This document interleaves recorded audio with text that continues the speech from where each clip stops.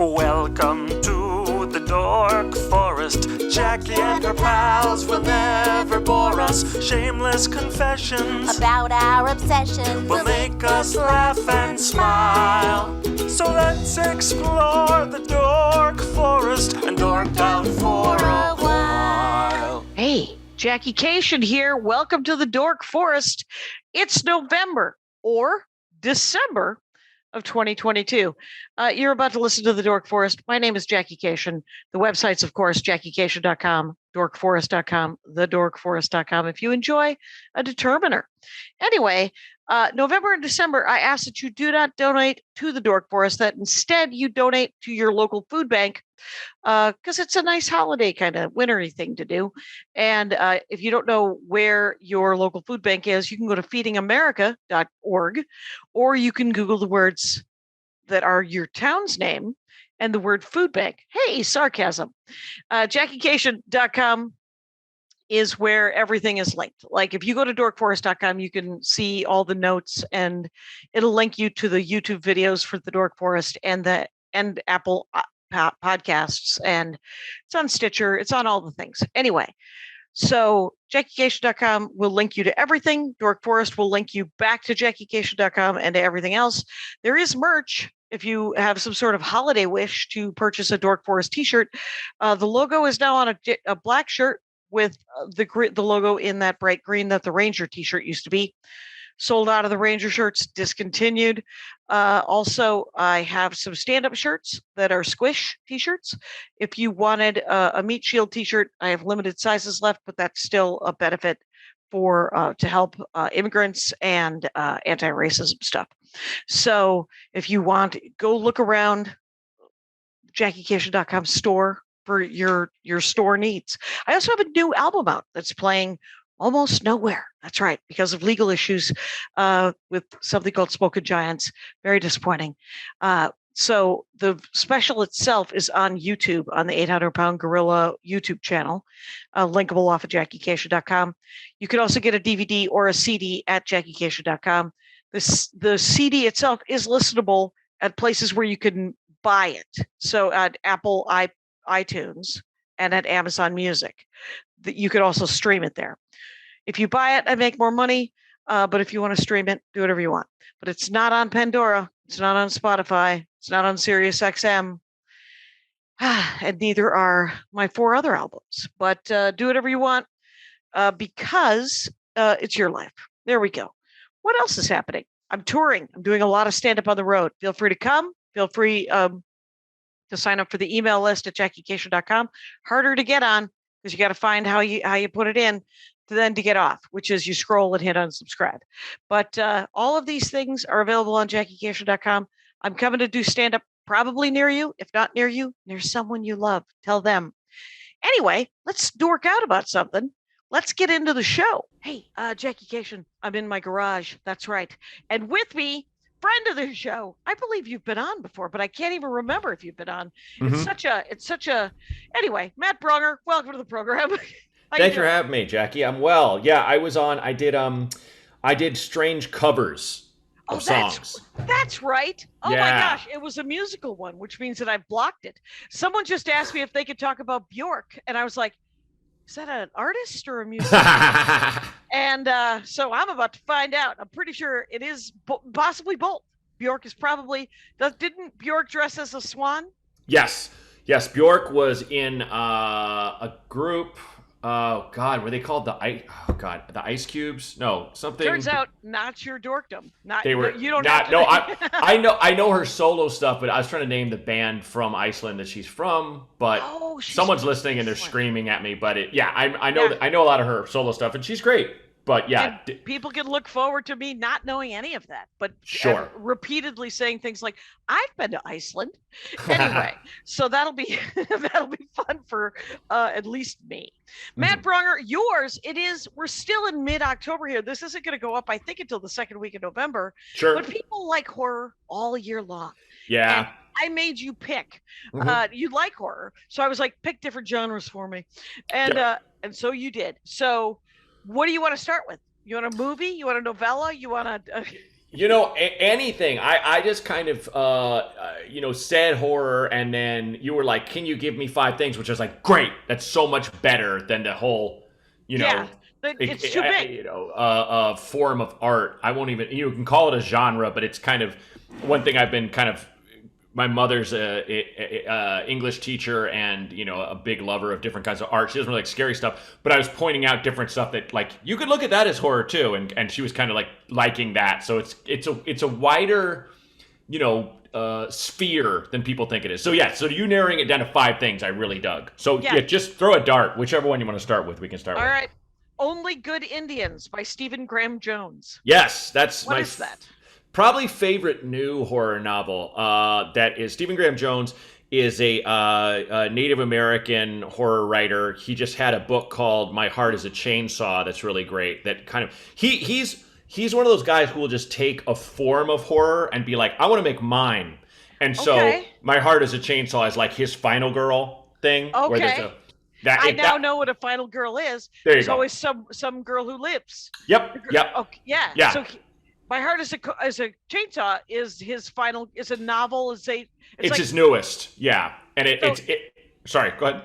Oh, I was just going to say, so he is a novelist and he writes mostly genre, but he sort of picks within that genre. Yeah. And almost, so I won't say pulpy, but kind of the ones that were kind of formed in the 80s, like the slasher and, the thing that won't die or your final girl.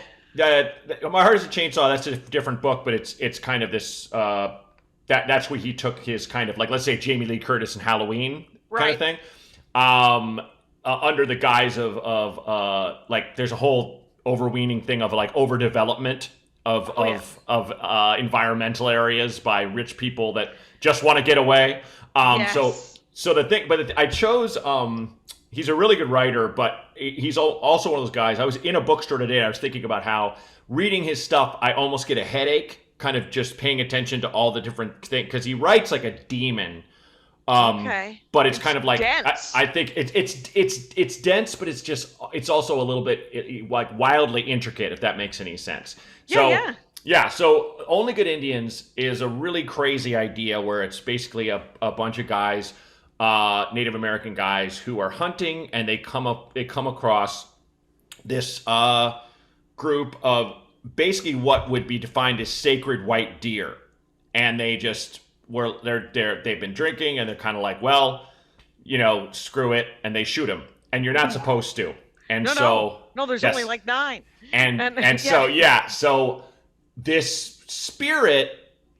Which is in the book known as like the deer-headed woman, which is this pregnant, cow, the vernacular of a deer, comes back and picks them off one by one, and he's like, this is my Jason, is how he put it in the book. Okay. Yeah, and it's this really, really dark, ruthless character that comes and kills them. It's one of those things where like you wouldn't. It's hard to root for the hunters. It is. It's hard, but they're also really multifaceted, and there's a lot of different. They also have families, and they're getting killed. So it's an interesting book where you're not, it's not as simple as a bunch of campers getting killed because they're all doing drugs and having sex. And it doesn't have this Native American hero thing in it. He's just taking something from his own culture and going, well, bad life choices are made. Exactly. And then there are consequences. Yeah. Especially in horror genre. I mean, horror genre to me, from what I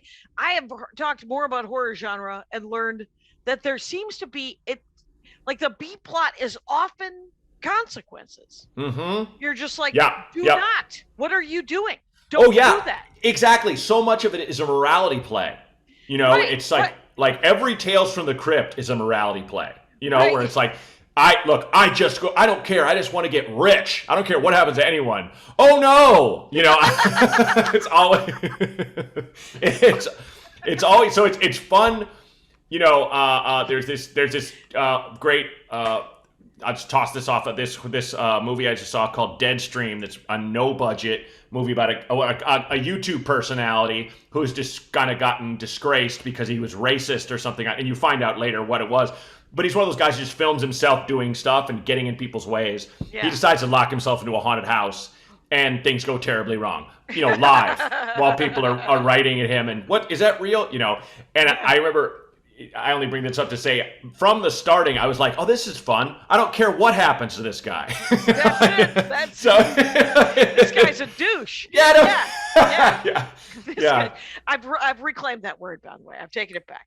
Because it really sums up. So anyway, so that sounds. Now, how many books has this guy written?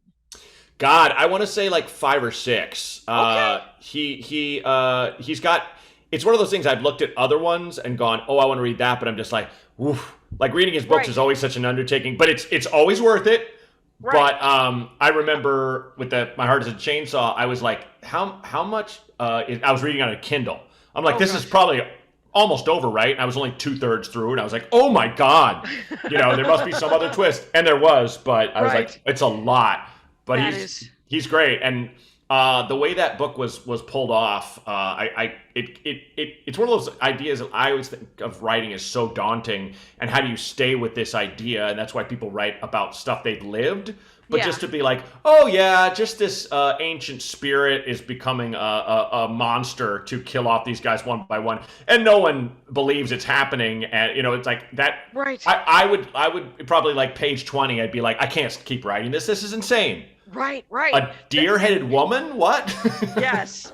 But, I worked at this hippie t-shirt shop in the 90s, and we had, there was a lot of co-opting of Native American culture for about 2 years. Mm-hmm. It was the Dreamcatcher years is what I like to call them. And we had a t-shirt with the white deer on it. Ah, yeah. And I remember someone going, who is this a charity shirt? Is this going to Native American education? Because it's in Minneapolis, right? Which is the largest Native American population of the country, urban. And no, it was not. I believe Scott Kramer bought his summer home. Anyway, well, and I will say Stephen Graham Jones is one of those guys who, if you watch the show like Reservation Dogs, it's very much like that, where it's very modern. It's very like, oh, I'll take things from the old ways, but you're reading. It's a very modern book. He's just a good American guy. Who happens to be of Native American ancestry, and he can take like whatever he wants. Anything. Yeah. You could write a book about how the tall are sometimes super evil. Yeah, for sure. Matt Braunger, by the way, is it at Matt Braunger on everything? No, just at Braunger. Like at Braunger on everything. At Braunger, like Matt Braunger. Yeah. Okay, and it's Braunger. I never told anybody. You have a new album. You have a new comedy special. You have all the things. Things are happening. Matt Braunger's a great stand-up comic, you guys. Go find him. So it's and it's called Doug. You've named it Doug. I've named it Doug. I named it after I named it after a terrible guy I met named Doug on vacation with my wife. And it's that's the last story in the special, and it has kind of a twist ending regarding him. So stick around, wait for it, as the kids say. It's just about all the stuff I've been through in the last couple of years, and culminating in the story of a guy who my fondest wish is to never be him. Right. I think us men, we definitely need good examples, but don't forget bad ones. We need some guys.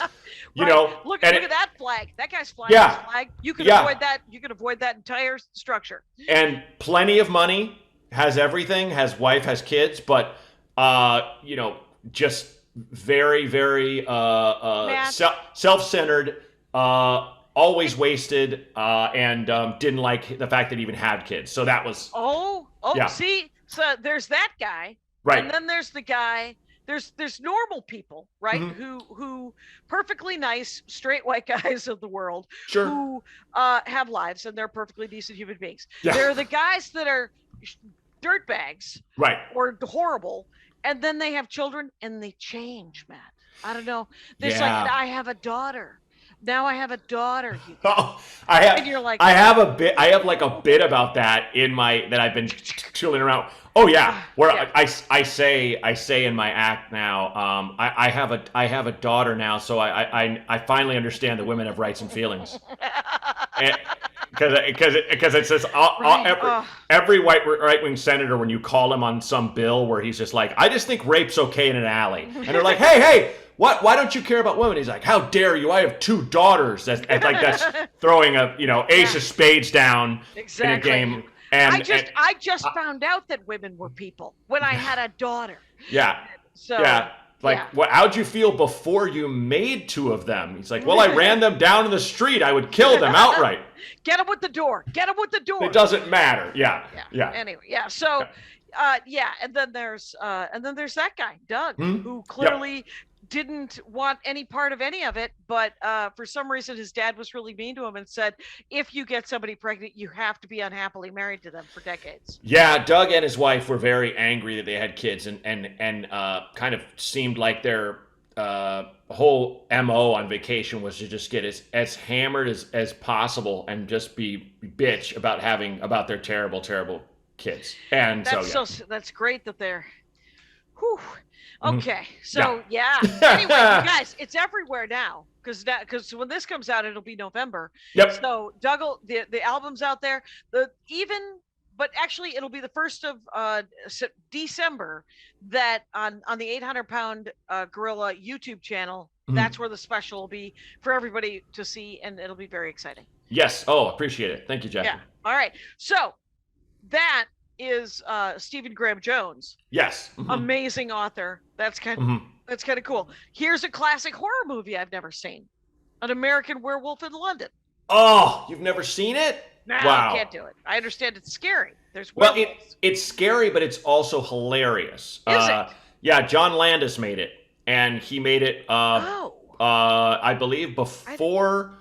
God, was it after? It might have been. I'm gonna butcher it, but I think he might have made it after Blues Brothers, and he could do anything he wanted.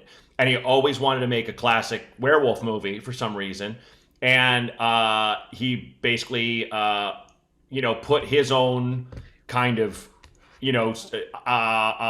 irreverent sense of humor into it. So, this guy gets bit he's backpacking through England with his friend, and they are told to stay off the moors. And of course they walk on the moors and they get attacked by a werewolf, and his friend gets, killed, and he basically gets taken to a hospital, and next full moon he turns, his best friend keeps appearing. His best friend, who, the actor escapes me, but he was in After Hours, that classic Scorsese movie, right? And a lot of other stuff. He shows up as this sardonic ghost who's telling him, look, you got to kill yourself, man, because you're going to murder people. And it's got incredibly scary parts, but it's also like it's just incredibly funny in parts. And it's one of the only movies I've seen that really balances that really well. 1981. Correct. Okay. Yes. David Kessler and Jack Goodman arrive in North. I don't know why I'm reading this. Absolutely everyone else has seen it. But it's free on Amazon if you have Amazon Prime, and I do.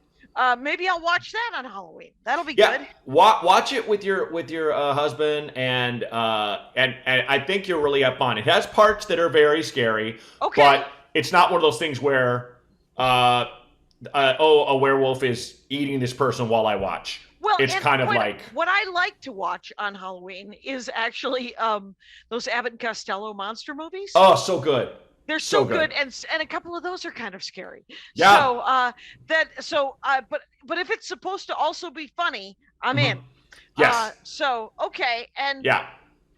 ghost shows up and keeps telling him to kill himself. And the more people he kills as a werewolf, the ghosts keep coming to him, and all of them. Yeah, and they keep going, hey man, like they're hanging out with him, and he can't get away. And like there's like a lot of the kills when he's a werewolf, you kind of see the werewolf going towards, like, let's say, like there's this really cute British couple in a nice townhome, and they're having a cocktail, and they hear something, and the woman opens the door, and she's like, hello.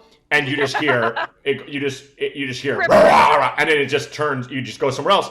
Next time you see them, they're both eviscerated, sitting next to him. Yeah. And the guy's friend, who's slowly rotting, by the way, the more he's around him, is like, well, you know the Taylors, you killed them, or whatever. and the woman just goes, hello. Like, even though he's killed them, they're so polite. You know? My God. That is so he's trapped in London. Does he need a visa? That's interesting. Yeah, he's living with a nurse who took him home from the hospital who he's in love with. And so he just it's this thing of I think I'm going crazy. You know, I don't know what's wrong with me. He thinks it's all kind of happening in a dream. Right. And that he's experiencing trauma and kind of seeing his friend in his mind.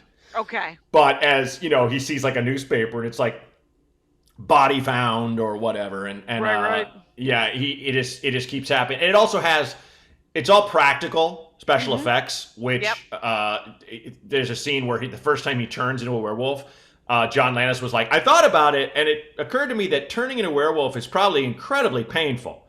And so it's this kind of, like, I'm not a big, what you call body horror person. I'm not a big fan of it. Eliza Skinner had a great point when we were talking once, where she's like, all women love body horror because a woman's life is body horror. Everything, pregnancy, menstruation, you know, all that. Right. It just keeps happening. Hot flashes. Yes, exactly. There's no end to it. Yeah. Yes. And so, you know, with body horror, it's like something's going wrong inside me.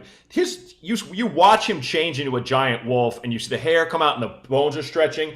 And I remember as a kid, I found it so disturbing, but now I watch it and I'm just like, this is just fascinating in terms of how they did this. I wonder if he was one of the first people to do that, because the werewolf movies I've seen before that, they'll just it's growling, shadow, and then werewolf. Right? Yeah, and he's still pretty humanoid, whereas. And it's not a lot of screaming like my bones are breaking. No, he's not a guy like losing his mind as his face extends into a wolf's face or head, I should say. Yeah, that would hurt so bad. Your bones are coming out. Yeah, and so I wonder if John Landis actually was the first to do that. I don't know, but it came out around the same time as The Howling, and The Howling had a similar thing, but it wasn't.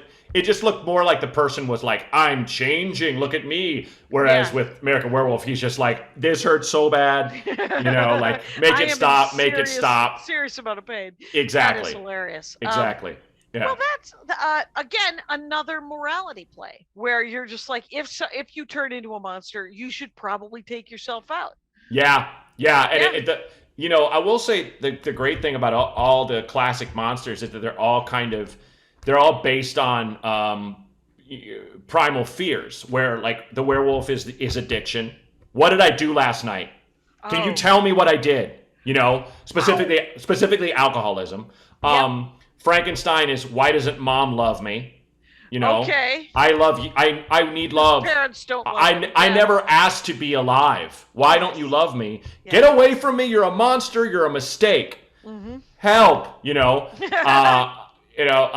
I've always said vampire, like Dracula, is kind of fear of dying, fear of getting old, which is why Dracula's always like just dressed to the nines and look at me, tricked out and immortal. Yeah, and everyone's like, "You're still creepy. Go away, old guy." And I think the Mummy is just the thing of get out of my house. Like, why are you here? This is, that's a morality play. It's like, why did you go in that tomb? That's not yours. That's someone else's grave. Get out of there. You just want to take shit. He's going to kill you. Yeah. So, he was buried with his stuff on purpose. Exactly. He wanted it's all his. Yeah. He wanted to have it. You just, again, to your point, these are all moralities. These are all, you want to steal from the Mummy. You don't love your kid, so. Yeah. That is, oh my gosh, that is so fascinating to me. Cool. Well, what's the story of X? X is my favorite modern horror of the past couple years, which is a guy named Ty West made, and it's about a group of people in the 70s who decide to rent a strip club owner and a couple of the dancers and a Vietnam vet and a couple young filmmakers in training from the local college decide to rent a little house on a farm and make a porno. And while they're there, terrible things start happening to them. And I don't want to give too much away, but I will. Right, because it was last year or this year. Actually, it says X is 2022. And I heard it was great. I didn't love the idea, but I watched it and I thought two things. I was like, wow, that was awesome. And also, I liked and or related to everyone in that movie. And really? Including the killer. Right. And even including you'd think the guy who owned the strip club, who's just like, let's just make a porno, it doesn't matter. We're going to make you all stars. He even didn't, it felt like he was doing it for the right reasons. Right. You have Kid Cudi, who played the Vietnam vet, who's like the stud of the porn.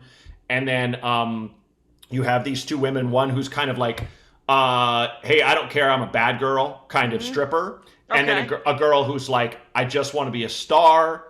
And then, you have the young couple who are dating, who are filming everything, and it gets into a lot of fears, not only of becoming of being irrelevant or how do you make your voice heard, but also of getting old and getting there's just that brief shining moment where you better capture it on film or you're completely irrelevant. Right. Yes, and that's how they look at it. But then you have this killer who's dealing with it on an entirely different level, and you have interesting. Yeah, and it's kind of like if you draw way back, it's about kind of the fear of just never being noticed, of having a forgotten life. Okay. And also fear of getting killed badly too. It definitely has echoes of like Texas Chainsaw Massacre a little bit kind of thing. Not because of someone gets killed with a chainsaw, they don't. But right. I remember walking out of that. I saw it in a movie theater, and I was just like, that was just a good movie.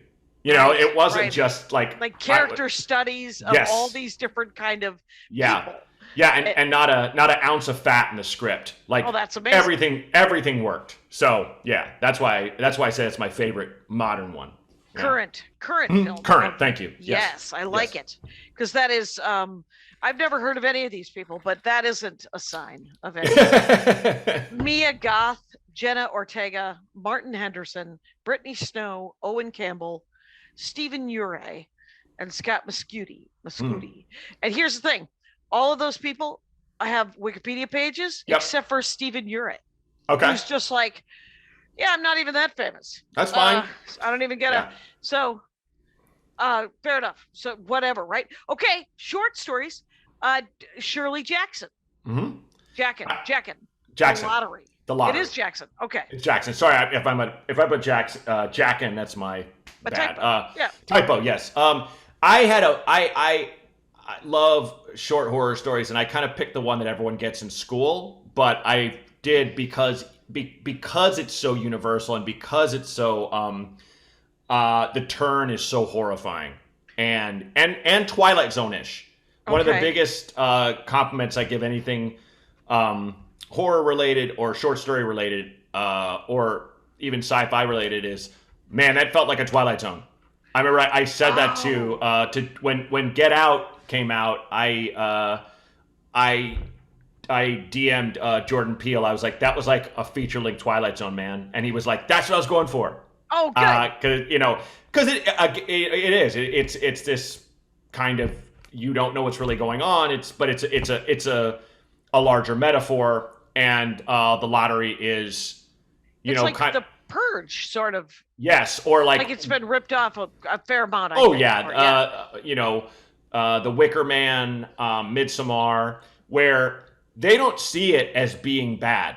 It's just something they have to do. And that's almost scarier, where it's like, you're going to die, and you're like, don't kill me. And everyone's like, but this is the ritual.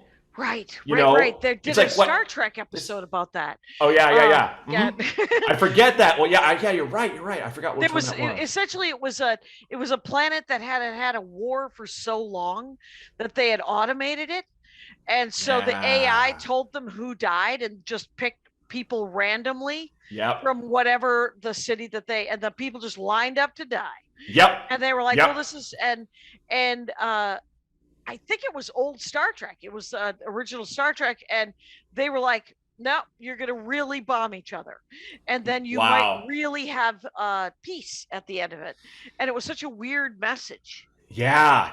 I mean, how messed up are we? as a type of organism, Species, you know, yeah. as a species that we have to.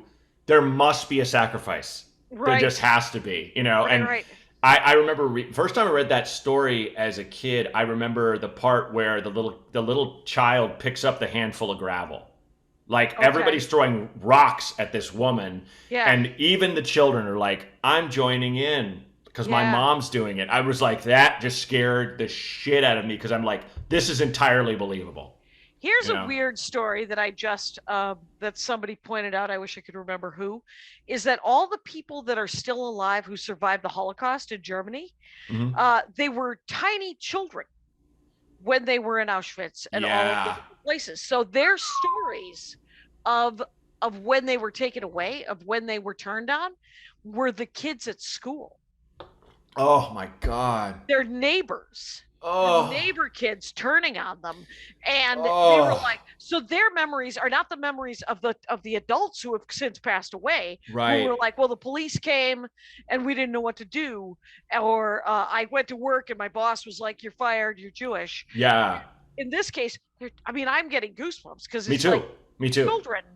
Oh my God. Murdering other. It's like. I was at the beach with my daughter, and these like older kids would not let her play with their stuff, and she got really sad, and it broke my. I'm way too sensitive. I broke my heart, but I picked her up and carried her away, and we went and got ice cream and had fun. And everyone is the thing is, kids are honestly way nicer than I thought they would be. Like older kids, like at her daycare, love her, and they all look out for each other. It's so sweet. It's amazing. To imagine a little. Child of less than 5 being ostracized by other kids because their parents are like, that isn't a person. I mean, the thought, holy shit. It just. Yeah, that's a horror movie. And yes, it is. Oh my God. Wow. And the other weird thing, and just, this is one of the reasons I don't read horror or watch it, is because I can kind of see it. So it's like every 27-year-old, not every 27-year-old, but several 27-year-olds have said to me, Jackie Cation recently, that they were going through trauma therapy. Wow. And I was like, what is happening? What was so traumatic about your babyhood? And here's what's traumatic. I did some math, and easily 27 years ago, 24-hour news cycle was invented. Oh, yeah, you're right. So they were raised in an anxiety bubble. Yep. And absolutely every horrible thing that's happening all around the world. Because I was raised fucking Pony Express, right? Same. 2 weeks late with a lot of analysis. That's how I like my news. That's oh my God. I can't fix Ukraine. I'm willing to throw $100 at something. Sure. But if I'm getting instant, film like footage of horribleness, and I'm 4 years old, and my parents are, they watch the news because they're responsible adults, and the 4-year-old is watching the news, and it's even the Weather Channel. Nope. no, and that's entirely too much. Yeah, it's plausible that they all have trauma. Exactly. Why wouldn't they? I 100% believe in that. To me, the best thing about horror, at least for me, is the catharsis of finding something that could be an analogy but isn't exactly what. Definitely the horror, the Holocaust is one of the ultimate horrors in somewhat recent history, without a doubt. I would rather watch a thing where it's about the Nazis' obsession with the occult and the Jewish scientists who fought them, and that's the kind of thing that I much more enjoy. There's a great movie called The Vigil that's about a guy who's an ex-Orthodox Jewish man who has kind of left the faith, but is more left the ritual. And he asked to do a vigil. What a traditional vigil is, someone has to sit up with the body all night. Right. And so he gets paid to sit up with the body. He doesn't realize that this body has a what's called a dybbuk attached to it, which is a demon, which is a Jewish demon. Mm-hmm. And this Jewish demon's power is it draws on sadness. And so it's been thriving a long time since when. Yeah, and he basically he has to throw off not only the shackles of what he sees as the negative part of his faith, and the ostracization he receives as an openly Jewish man, but also to say, fuck you. I have enough to feel sad about. You don't get to make me feel sad. So it's kind of like, I always say, everybody wants life to be Star Wars. If there's only like a Death Star, we blow up and all the bad stuff goes away. If there's only like you kill the main vampire, all the other people vampires turn back. That whole shit. Yeah. It, like Hemingway said, isn't it pretty to think so? Yeah, I like Isn't It Pretty to Think So sometimes. It is I like to watch so. things like that. Yeah. As my brother Phil once told me, and I've co-opted it, I like my Nazis buffoonish. I do not, for the love of God, I do not want to see a competent Nazi. This is terrifying. And I will say this about Star Wars. I went to Disneyland and I went to the Rise of the Rebellion ride, or Rise of the Empire. I forget what it's called. And it's the greatest ride I've ever been on. Once you get on the ride, the first 4 or 5 minutes, they separate you into, it's like an ICE detention center. Whoa. It is incredibly unnerving. Wow. And so they make you stand on different colors, and all they're doing is separating you into you're going to go in that ride car, you're going to go in that ride car. But it's the only cast members at Disneyland who get to be slightly mean. Because you've been captured by the Empire.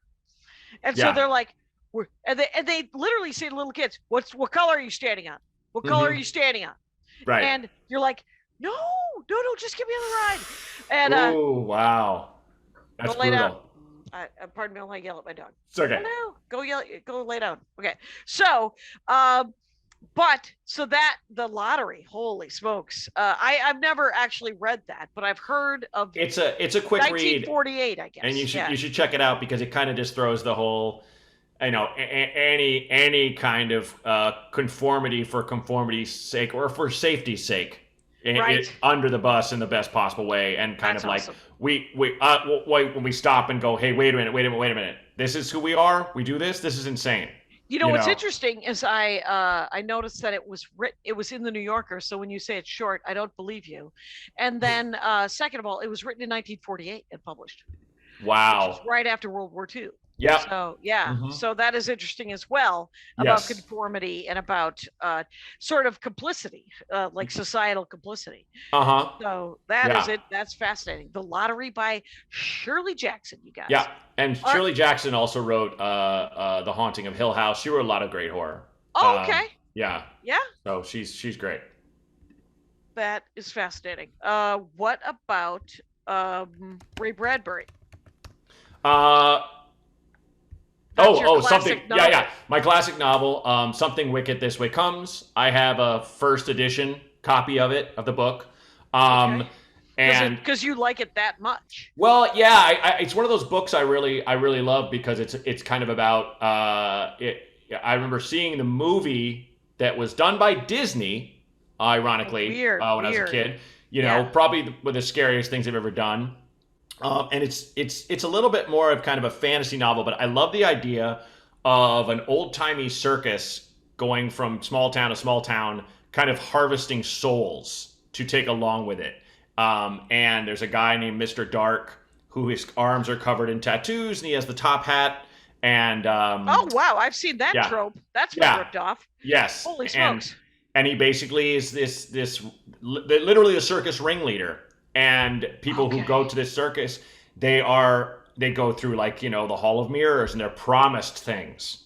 And of course, as soon as they're like, yes, it goes badly for them. Again, morality play in a sense, but also these are often lonely, scared people. And, much like that movie I talked about, The Vigil, and, other things, it's kind of like when the evil forces play on our insecurities is how they get us. When you give in to your sadness, when you give in to despair. And so the two main characters of the book are a little boy and his dad, who is, I think, in his 50s. And this is always very funny to me, this part, now that I have a 2-year-old and I'm 40. I'm 48. And Okay. there's a line in the book where the dad laments. He's like, didn't have a child until he was 40. Like he said, the line in the book is like, he says it's like he had a kid at 80. You know, like what am I doing? And he feels guilty because he can't really keep up with his adolescent son as well as the other dads. Sure. And you know, he feels like I've failed you. Where the son is like, you know, when they have this great moment near the end where they one way they kind of win is the son is like, I never knew any of that and I didn't care. You know, Yeah. it's just I love you, Dad. Yeah. And so it's that thing of going back to your 24-hour news cycle, quite honestly. Yeah, right. Once you value yourself and you value your mind and you value your emotional state enough to stop watching all that clickbait bullshit all the time, which is just for profit, make no mistake. Nope. It's just trying to keep you scared. That's all it's about. Yes, I have my news sources that I read, by the way. I only read. Yeah, in the morning, and then I leave it alone. So it's like, I'm not great. I still look at social media all the time. I still look at the news all the time. I get clips, plenty of clips. So. Even I stopped listening to leaving like talk radio on all day, which I used to do. I don't. Oh my God. Not anymore. Not anymore. So it's just rehashing. Yeah. Yeah. So it's like, you know, a broad analogy, but like Mr. Dark and his acolytes will prey upon people who remember when they were prettier or remember when they were more desired for their mind or whatever. Remember when they felt like they were still in the game. And, you know, so it's like, you know, not to be like, we all have a devil and a God inside us or an angel, la, la, la. But it's like there is that thing in you that tells you, you know. What about this? Do they, because what you said earlier, do they ever do that thing where they're like, well, you want to help people. All you have to do is cheat these 5 people, and then you could help 100. No, okay. like whether there's that in kind of like Needful Things, that Stephen King book. You know, really? Okay. Yeah, it's a guy who has a gift shop, and once you see this gift, like it's something like if you found it, it'd be like. For you, I'd say it'd be like that comic book you always wanted but couldn't find. Right. And he's like, you can have this, but all you have to do is like set so and so's barn on fire. It's like, and he starts playing the town against each other, kind of thing. So that would be more that version. With this one, it's more. It's preying on their insecurities. Preying on the insecurities and it's giving not what promising them. No, well, it's like I'll make you beautiful again. Or, you know, you'll have these experiences, but then they basically become enslaved to the circus. And and it's also got like some fun little, you know, Bradbury's always got these little tools and things like the merry-go-round. If you go on it, it goes backwards. It makes you younger. And so he has like Mr. Dark has like a right-hand man who gets on it and makes it so it makes him like age of 5. And then he goes into town to try to talk to kids to go like, you guys hear about the circus? And so it's like, whoa, how cool. You have a neat little twist kind of thing. That's some marketing genius right there. Yeah. It's the one that I was thinking about was that because some guy was telling me, he was like, he was saying, I would love to help so many people. Yeah. And sometimes my brain tells me, well, if you sell this, you know, if you pitch this and sort of, you know, get this, you will make millions of dollars that then you can help other people. But all you have to do is cheat these 100 people. And you're just like, and then you can help thousands of people, and then you'll also be rich. Right. And you don't want to you want to be rich because you want to be rich, but you also want to be rich because you want to help people. So how you can do that is if you were a creep. And all you have to do is be a creep for like, I don't know, a couple of years. And then just think, you'll turn around, you'll be Carnegie, you'll open libraries, you know, you won't be Meyer Lansky, you won't start Vegas. Sure. You'll do good with it. Yeah, so that'd be actually a pretty good Stephen King novel. That's a great idea. I really love that. I really love that idea of like almost a Bond villain philanthropist. You know, like Ozymandias in Watchmen, whose whole plan is to kill half the population to save, so we don't use all the resources, or Thanos. What Thanos? Exactly, same thing. As you snapped. As I snapped, what's his name? It'd be funny if I kept snapping and couldn't remember, and you're like, it's Thanos. It's Thanos. Remember Thanos? Stop snapping. As somebody said about that, he was like, why didn't Thanos snap his fingers and double the amount of resources we had? Oh my god! I feel like someone just said we did a thing about it on a show I was on once about why didn't Gandalf just ride that damn hawk to the volcano and drop the damn ring in? Why'd they have to walk? Except for that has been addressed in canon. If you ride the Eagles to Mount, if you ride the Eagles to Mount Doom, the Eagles get hungry and they eat the hobbits. Anyway, so okay, thank you. That's good. Yeah. But the Thanos one unaddressed. So unaddressed. That stands. Unaddressed, yes. And I think I called it, you guys, Wakanda Forever. I think I saw Michael B. Jordan in the trailer, and when in the first Black Panther, when he said throw me into the ocean, I was like, you throw a body into the ocean, no more body. You throw a body into the ocean, Namor finds that body and resurrects that body. I don't think, and Namor is in it, and Michael B. Jordan is in it. My God. So I don't know if someone heard me, or if that's the obvious joke. You know how like you write the joke and it's but everybody writes. So but I can't tell. That's genius. I never thought of that. I didn't see Michael B. Jordan in the trailer. I've only seen it once, but maybe it's a different trailer you saw. I think that was Michael B. Jordan. But that'd be incredible. That wow. Yeah, and here's so. While I Google the words Wakanda Forever and Michael B. Jordan, tell people, Matt Braunger, the name of your new show.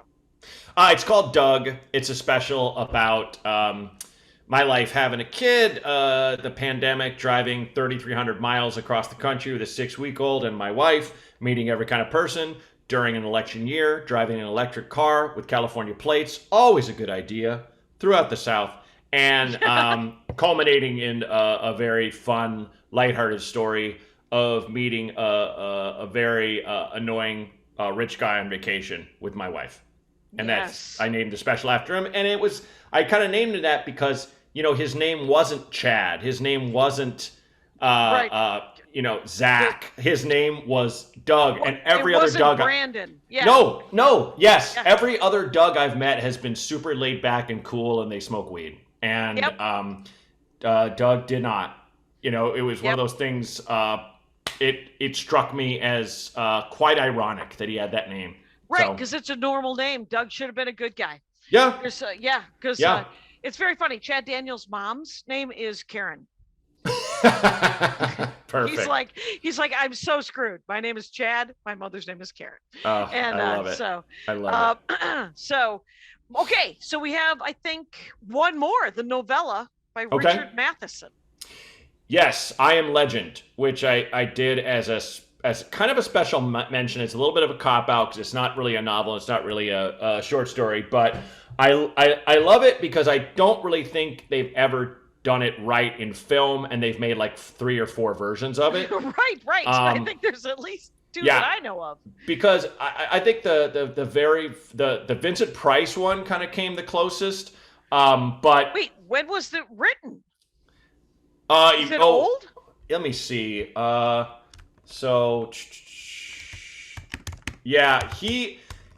Richard Matheson is a legend of horror because he wrote 54. Yeah, wow, 54. So he also wrote Nightmare at 20,000 Feet, the Twilight Zone episode where the guy sees his thing on the wing. Oh my God! All right. He's kind of this master of the short form. Very imaginative, very kind of Ray Bradbury, very Shirley Jackson-esque, maybe with a little bit more whimsy. But I Am Legend I love because, not to give the ending away, but the ending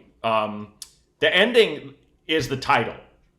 And so he's basically a guy who in every kind of movie, like let's say the Will Smith version, he's in New York, he's the only guy. And he goes out and he scavenges and he kills these kind of mutantish vampire zombie, you can't tell what they are things. Okay. During the day, and at night he locks the door tight when they come out. And, with the Charlton Heston version, it's almost like he's fighting these kind of communist lefty zombies that are wearing hoods all the time, and it's very strange. And okay, he watches the Woodstock documentary by himself because he wants to the togetherness, almost like the togetherness thing failed, but he wished it hadn't had. It's really odd. But the book is just about a guy in his neighborhood who all of the vampires know him. And at night, they come on his lawn and they call him by his name and they're like, dude, come out. It's a great life.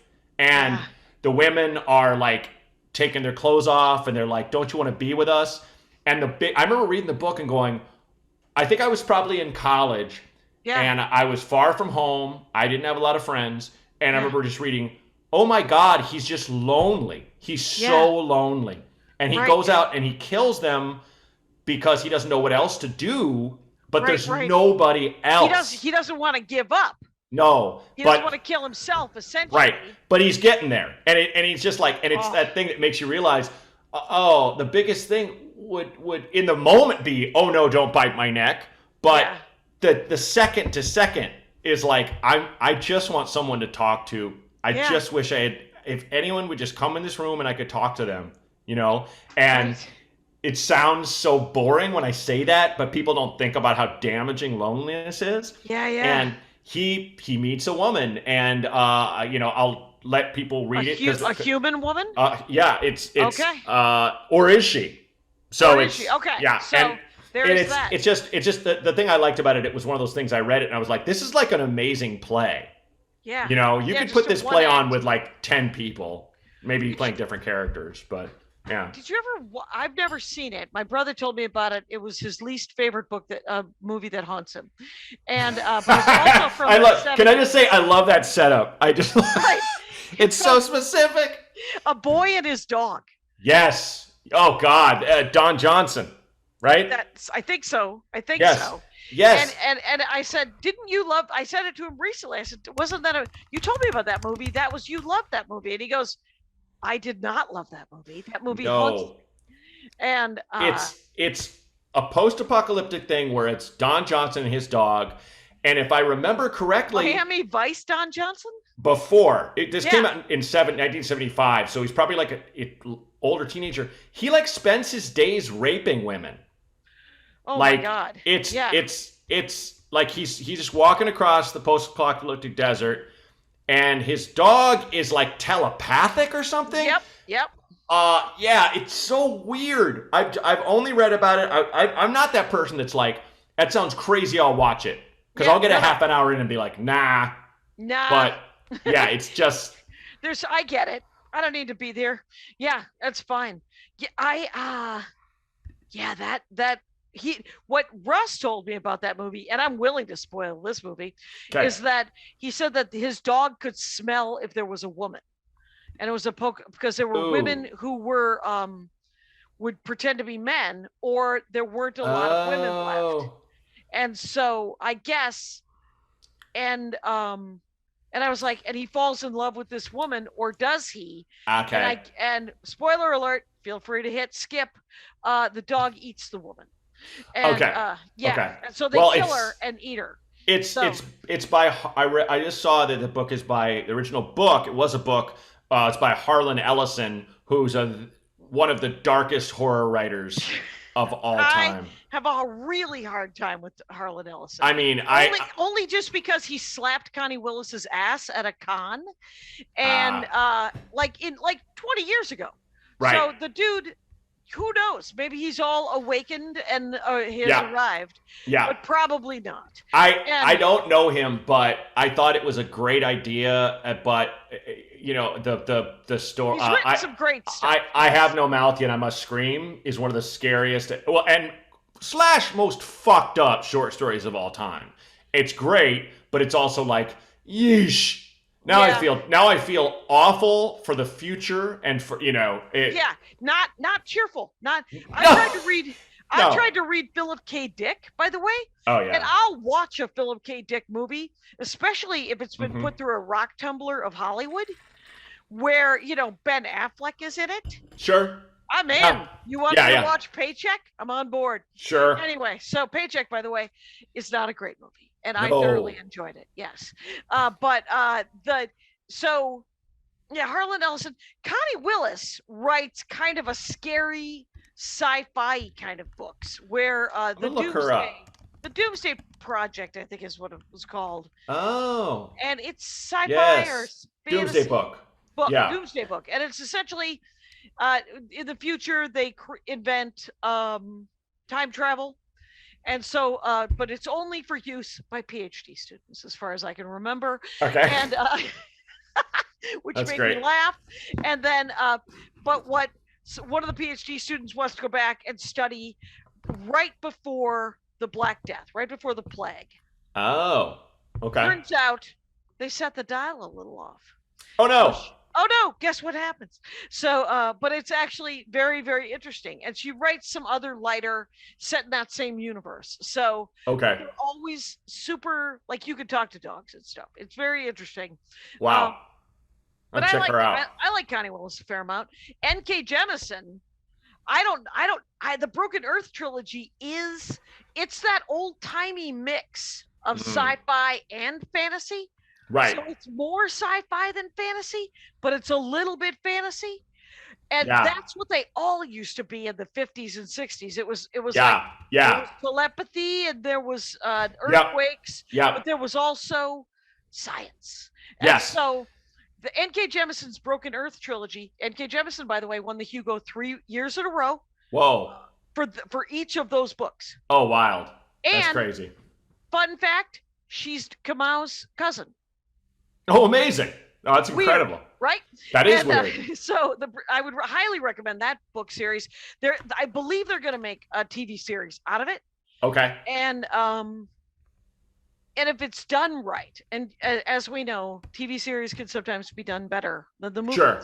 Yeah. Well, I would to throw a recommendation to you. Yeah, please. There's a series. It's on Shudder, but Shudder is partnered with AMC. You can watch it on AMC. It's called Queer for Fear. And it's produced by Brian Fuller, and it's basically modern and classic horror.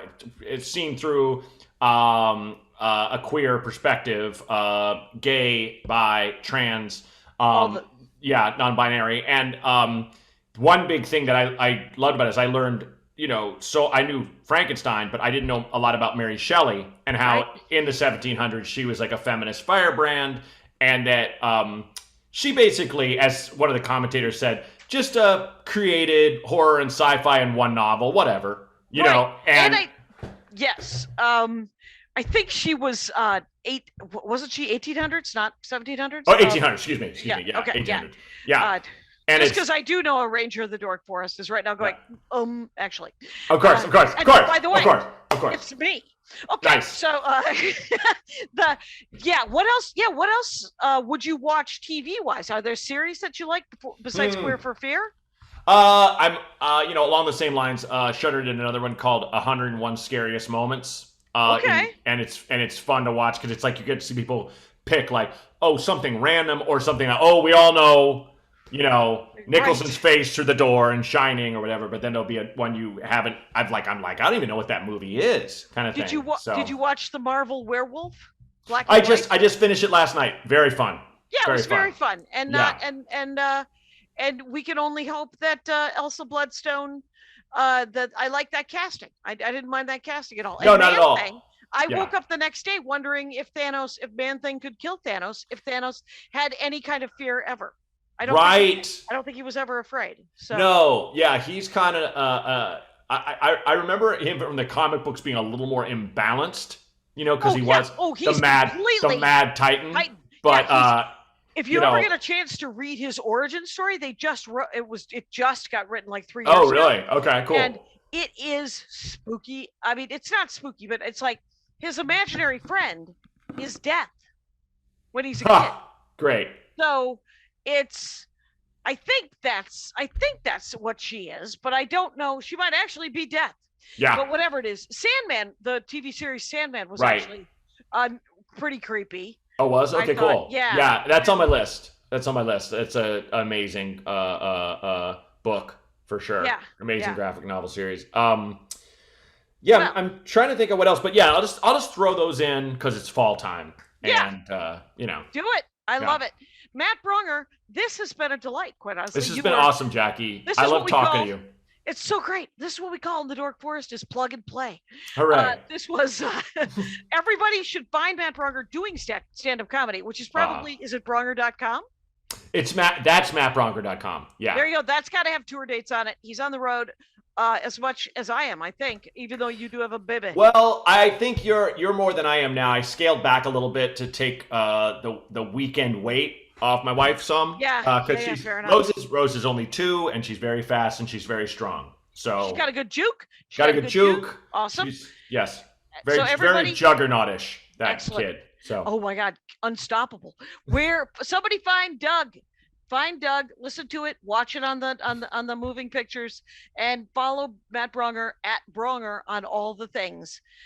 Thank you so much for doing the show, Matt. Oh, thank you for having me, Jackie. It was super blast. Appreciate And it. Rangers, you know the rules out there. Take care of each other. My hat, my hat, my hat. They're dancing around my hat. My hat, my hat, my hat. Well, what do you think of that? If it looks like a Mexican hat dance and it sounds like a Mexican hat dance, it's most likely a Mexican hat dance. So take off your hat and let's dance. Yay! Oh my God. Why don't we just call that as the end of the show?